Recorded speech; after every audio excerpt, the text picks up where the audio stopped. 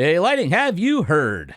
I mean, no. The answer is still no. The Truck Show. We're gonna show you what we know.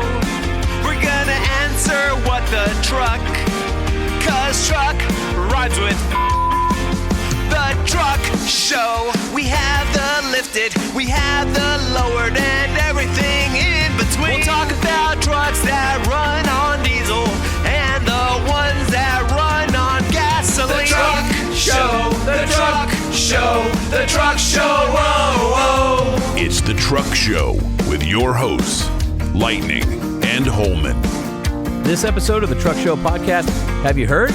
Is proudly presented by Nissan. With the Frontier, Titan, and Titan XD, Nissan has a truck for every need, along with the legendary Nissan durability. Test drive your next truck at a local Nissan dealer today, or point your browser to nissanusa.com, where you can use the build and price tool to configure a Nissan truck that fits your lifestyle. And when you're thinking about adding power or improving fuel economy, Banks has over 65 years of experience. Whether it's cold air intakes or exhaust systems, tuning, throttle control, charge air cooling, lubrication components, and much more, no one offers smarter, safer, 50-state emissions-compliant performance parts than Gale Banks. You'll find the best engineered parts for your truck at bankspower.com. And when you're looking for quality, full synthetic lubrication for your truck, AMSOIL has you covered with motor oil, lubricants and protectants, grease, additives, and more. AMSOIL synthetic lubricants deliver wear protection, engine cleanliness, and fuel efficiency that conventional oils simply can't match. Find out how AMSOIL synthetic lubricants can save you money and time by helping your vehicles run better and last longer than with conventional oils at AMSOIL.com. When it comes to lubrication, AMSOIL is the leader in synthetics. EGR now celebrating their 50th anniversary as a leading manufacturer of truck and SUV accessory products with headquarters right here in the good old US of A. As an Australian-owned, family-run business with humble beginnings, EGR is now a global leader in the automotive accessory industry. If you're looking for window visors, fender flares, tonneau covers, lights, hood guards, and more, you'll find them all at egrusa.com. Hey, Lighting, have you heard? Good God in heaven, Ruby, there are just so very many ways for me to say this to you. Never, not in a million years, absolutely not. No way, Jose, no chance, Lance, yet, negatory, nah, and of course my own personal favorite of all time, man falling off of a cliff. No! Always cracks me up. No, I have not heard. What you got? So have you heard that Ford made a crazy announcement about the Super Duty? No, please tell me. How did I miss Super Duty news? All right, so in a press release, the company made the announcement that Oakville Assembly Complex, that's in Canada, in Ontario, will begin truck production in 26. So they're saying it'll add about 100,000 units to Ford's annual Super Duty supply, which is interesting, but it also, quote-unquote, paves the way to bring multi-energy technology to the next generation of Super Duty trucks. I heard a little bit about giving that. Customers more freedom of choice and supporting Ford's electrification plans, which must mean that the Ford Super Duty is getting a hybrid powertrain. Yeah. I did hear some rumblings of that, but didn't know the full backstory. Interesting. It makes sense, right? They're going to supplement, maybe power off the line, add some extra torque, but again, I think it might be part of like running a job site. I think that's the bigger tool there. So maybe it adds some efficiency to, think about this. You work in diesel all the time. Diesel emissions regulations are insane. Mm-hmm. Getting the power out and getting worse. So if you're Ford, you're saying, well, we've got a great gas engine. What if we make a hybrid? We can get closer to diesel performance than less than the diesel price, and you have the added benefit of offshoring a bunch of power to run your job site, your house, things like that, the way the F-150 can. I wouldn't be mad at it. I've got to be honest. I would be open. Okay. I would be very open to that. My guess would be a hybrid V8, which I happen to think would be cool. Yeah. Did I tell you that we're going to be at Banks launching a new video series about the 7.3 Godzilla? Oh, tell me more. I can't. Okay. I will just say that we're going to be... Remember Killing a Duramax? This should have been Holman. Did you hear? Oh, yeah. Holman. Did you hear? Nope. Okay. You remember Killing a Duramax where we never actually killed it? We got to 1,004 horsepower? I do. Well, we were going to roll that engine back into the cell, and then Gail said, nope, I want to do gas. And didn't want to do a GM gas engine. Interesting. LS to death, right? Everyone's been there with an LS, so Godzilla was it. And he loves the fact that they're winning the horsepower wars. Now, they're winning the horsepower wars on the diesel side, but he just thought, this is the engine I want to explore. All right. And so we are going to drag it into the dyno cell and connect it to the pump, as he says, the engine dyno, and we'll see what it does after we bolt on a turbo or two. Hey, Lighting, have you heard? No. In other Ford news, if you want a 2024 Ranger Raptor, you have a couple days to order it because order banks are closing on July 31st. So just a couple days after this podcast episode posts. Poor K. Why? Because they probably have a finite supply and they've sold them all. Hey, Lighting, have you heard? No. Mm-mm. I don't know if you caught the I Do Cars engine teardown video, but they recently did one on the what they're calling the worst 3-liter Duramax they've ever seen. That had valve shapes stamped into the pistons. Oh, no. And a hole in the cylinder caused by heat. So that's pretty cool. So if you guys are interested, again, going into your engine destruction theme, head on over to iDoCars.com. I Do Cars on the YouTube page, and it's called Seized 3-liter Duramax 45,000 miles. And the warranty was rejected, apparently due to heat. So anyway, wait a minute. How can they reject the warranty due to heat? Well, it says warranty, and that's why you. How was it operating outside of normal conditions? Listen, go watch the YouTube video. Well, I'm dying to know. Were they towing too heavy, like outside of the weight rating? I don't get it. Do they not put in the right lubricants? I have so many questions. Hey, Lighting, have you heard? No. Rivian has said that they have no plans to offer Apple CarPlay. So just like Tesla and GM's announcement, more and more manufacturers are starting to try and, I guess, back away from CarPlay, even though it's one of the highest demanded options from, I'll tell you, for me, buying my vehicles, it's a must-have. But the companies don't want to lose control of their users' in-car experience, and they want to be able to soak up all that data and not give it to a third party. So I get it. So it'll have its own interface with a Spotify? Well, it still has its own interface, but I just, especially, I've said it before, being a journalist, driving a lot of different vehicles, CarPlay is nice because my experience of nav and all that's the same on every vehicle I get into. But I just like the experience. It's well laid out. It's just, it and works they've well. stripped away all the features, and they go through a very rigorous process. If you're an app builder, you can't just add an app to CarPlay. Yeah. They put you through a litany of tests so you don't distract the driver, and it's a pain in the ass building an app for CarPlay, but when it finally is approved by Apple, they're usually pretty nice. Well, RJ Scaringe, the founder of Rivian, said he wants to bring people's CarPlay features, but they want to do it on an a la carte basis. So rather than having the whole CarPlay, they are launching YouTube and Apple Music apps that can run on it. They just don't want Apple to have the full experience.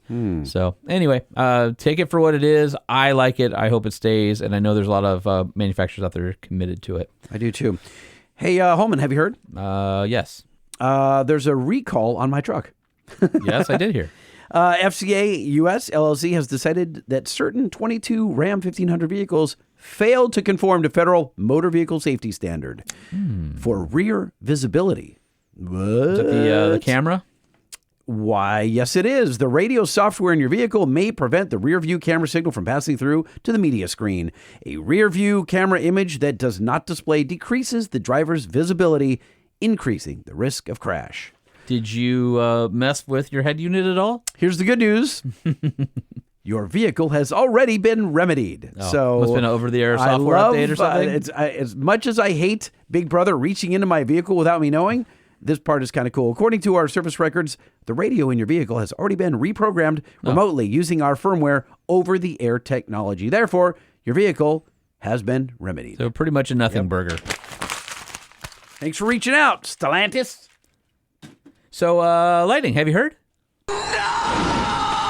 No, I don't think so. So a settlement was reached in the Ram Cummins emission lawsuit where certain 2013 to 2015 Ram 2500 and 3500 owners will receive compensation. So this is a preliminary settlement. It was a class action lawsuit that involved those trucks, of course, equipped with the 6.7-liter Cummins. The lawsuit named Chrysler and Cummins as defendants has been caught up in court for 7 years. Chrysler denied all allegations but agreed to settle to avoid the significant costs and disruptions. So if you own one of those trucks, it sounds like you may have a little money coming to you. It says the estimated payout to each eligible truck owner. It's a $4.8 million settlement. It'll add $1.2 million to fund covering the cost and attorney fees and stuff. If you have that truck, cool Benjamin in your pocket. $100. $100.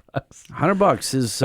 The lawyers make all the money. Yeah, they do. I mean, it's disgusting. The consumer gets screwed. The question, Holman, is will that $100 make up for the loss in fuel economy over the lifespan of that vehicle? Of course not. Based on the firmware update that is said to affect that said fuel economy. Who knows? It said that there were named 17 plaintiffs in the lawsuit. Each of those people that were named that started the class action, they each get $5,000, which sounds like way more generous than a cool Benjamin. It's not going to make up for their time. Yeah. Basically, the background of the lawsuit was it was trucks that have SCR systems that didn't perform as advertised. So that was the issue, and the two specific defects were known as the wash coat defect and the flash defect. So they emit illegal levels of pollutants and reduce the fuel efficiency, as you said. Hey, Lightning, have you heard? No, wait. Nope. I'm pretty excited about this one. The 2025 Nissan Frontier has been spotted. Oh, really? In camo or no? Yeah, it's just getting a front and rear. So it's a mid-cycle refresh. So it's front and rear styling improvements. Okay. Or updates. But it is also getting a big, giant screen in the middle of the dash. So the screen right now is 9-inch. Yeah. It's not bad. No. This is a big old It's screen. not bad. This has got to be 12-inch. It's so funny. So Gail brought over our friend Tim from Sierra Chevy came over. Yeah. And Gail we're trying to buy a 24 Duramax. And he wants a work truck because he doesn't want like the sunroof and all that. But all did the you just bells buy and a whistles. Colorado? It's not for him. Oh, it's got for it. us because Oh, we need got it it. for Okay. a development mule. Because we're way behind schedule on the 24 stuff. So guys, you can stop asking me, do we have the 24 Derringer tuner? No. Do I have the exhaust system? No. You can thank GM for that. They made it really freaking hard. So we have to buy a truck because we need it so badly. So Tim brings one over, and it's got this tiniest little screen. I didn't even know they made those anymore. That's like it's like a 5-inch screen. Smaller than your iPhone screen. It's ridiculous. So, all right, casting our eyes up to the Podshed screen. So he unfortunately didn't get a front view. The rear looks fairly similar with new taillights. Hard to say. The wheels look pretty awesome on this prototype. This looks like a Pro 4X. And here's the interior. Look at that screen through the window. Damn, that's no joke. So wait a minute, that's a whole new dash, all of it. Yeah, basically the center section is all redesigned. Nice. Yeah, because the vents are like vertical. the vents, and they but push they're them skinny apart. now and they're pushed Right. apart. Yeah. So I think it looks great. Look how big the knobs are. The volume and the station. That's the adjust. other thing. Volume knobs. And Nissan's done a good job. I wasn't a huge fan of their previous software. But the software that's in the new vehicles, especially the Aria, the Pathfinder, the Z, it's great. And so having that on the Frontier, I think is going to be awesome. The current software in the Frontier is really good, but this is the next level. I think it's going to be great. And again, freaking knobs in a truck, Nissan, way to go. So here's what I'm going to point out. Let me stand up and Yep. go over to the Podshed screen. Yep. And I'm going to point at something that I think you'll agree is bitchin' right there. The deep center stack. So right above on the top of the tray. dash, it's got a tray. So here's today's dash, yeah. and then here's tomorrow's So there's dash. a little bit of a tray, but the new tray is much bigger above the screen. So you've got a bunch of room to whether you have like work gloves or your cell phone, whatever. I love that position. Here's That's what I smart. can't tell from this photo. So it was a guy in Phoenix shot the Frontier through his driver's window, through the passenger window of the Frontier while it was hot weather testing in Phoenix. I can't tell if it has a digital display instrument cluster or not. It's hard to tell. Oh, no, look right here. It looks like gauges, but Those are gauges. I don't know because I have those same gauges on my Aria also. That looks analog I to don't me. know. I But can go either way. there are some really good digital that look analog, but that one looks analog to me. He also has a soda cup in the Frontier. Yeah. In a weird spot. Look where it is. It's in the It's on like passenger the seat. no, it's on passenger door panel. Looks like No, I think that's in the passenger seat. Well, then yeah. that's one tall cup of soda. That's a super tanker of Dr Pepper if I ever saw one. Okay, well, good on Nissan. Yeah, That's cool. I'm excited. Hey, Lighting, have you heard? I mean, no. Okay, so a new version of Ford's F-150 Lightning EV have been caught. But this one's not like the normal ones. It looks completely different. It was caught testing with a Cybertruck, and it looks like it might have in-hub motor. So is this a heavier duty version of the F-150 Lightning? Hard to say. What is up with the wheel covers? They're hiding. Yeah, they are. Those are made out of plastic. Yeah, those are just literally wheel covers. They're hiding the view of the hub motors, my guess. Because look at this one with the alloy wheels. You can see through the photo on a couple of these wheels where it looks like a hub motor. Man, they go to such great lengths to hide everything. You know what those? It's got this weird material hanging around the bottom perimeter, so you can't see under the truck. No, what it is it's the same stuff they use on RVs as mud flaps and rock flaps on the back of like a Class A motorhome. Gotcha. They just have it on the side so you can't see the under. But you can see it. You can tell that there's batteries hanging down there or something. I mean, it's or obvious. something. You don't know. I guess you're right. There's something back there. Anyway, do we need a heavier duty Lightning? Yes, you do need to look at that any way you want. No, wait a minute. Here's what I like about this photo. Why does the Cybertruck have tons of sensors all over the passenger side? Because they're collecting data. I know. So they can compare it apples to apples on the same trip, same temperature, same day against their truck. Fascinating. I wonder what sensors those are. I'd love to know what they're monitoring. If you're a Mr. X, you can hit us up, truckshowpodcast@gmail.com. Hey, Lightning, have you heard? I said no. No. Our boys Matt and Nelson over at Truck House, if you remember, they were doing that awesome carbon fiber expedition camper for the back of like a AEV Prospector. $400,000 trucks that look amazing. Well, remember we talked about the Tacoma version, right? They had the Taco, and then they said we're going to do it on Rams. Well, the first two prototypes are done. One is a single cab and one is a crew cab, and they are freaking awesome. Look at these things. That's them in the flesh. That is very modern. Very modern. The whole back half of the truck looks incredibly futuristic. And it's all carbon fiber. We're going to have those guys back on the show, and they said that they are going to have a truck for us to use. So one of these trucks, once the interior is completed. When you say used, do you think we can camp in it? Yes, that's the whole point. They want us to take it out. What? Yeah. So we got to figure that out. So that should be pretty cool. Oh, that side. That's super cool from the side. Yeah, so they did a photo shoot of them out in the sand dunes, and I was hearing from several people who were there how rad they rode and performed, and that it's just, you wouldn't believe that there was a motorhome on the back. It looks like it's very aerodynamic. Yeah. I mean, aerodynamic for a freaking camper look shell. up here, they have air curtains, and this was all done for aero at the top. I wonder if those are live. Like, do they actually work? Yeah, no, it was all modeled in for aero, 100%. Huh. So super cool. So those are going to sell well, provided that they can make them fast enough. Because I remember it's super low quantity, right? Right now. Yeah, but I think they're ramping up. So we'll get them back on the show. I'm excited. It's nice when you talk to some entrepreneurs who are like, "Hey, we're doing this." You're like, that'll be awesome. Looks really good on paper. And then they come through, and you're like, "Damn." Yeah, I mean, look, if you imagine your favorite boat, yeah, this is the fiberglass you'd find in your favorite boat. Yeah, it's just really well sculpted. But this is carbon fiber. So even crazier. So that it's super is, lightweight. Yeah, that's and it nuts. uses an articulating subframe that allows it to flex separate from the frame on the truck. And it's a different design that hasn't been used before that they engineered. Should be really awesome for people who actually take their stuff off road. No, Tsunami. The Truck Show Podcast is a production of Truck Famous LLC. This podcast was created by Sean Holman and Jay Tillis with production elements by DJ Omar Khan. If you like what you've heard, please open your Apple Podcast or Spotify app and give us a 5-star rating. And if you're a fan, there's no better way to show your support than by patronizing our sponsors.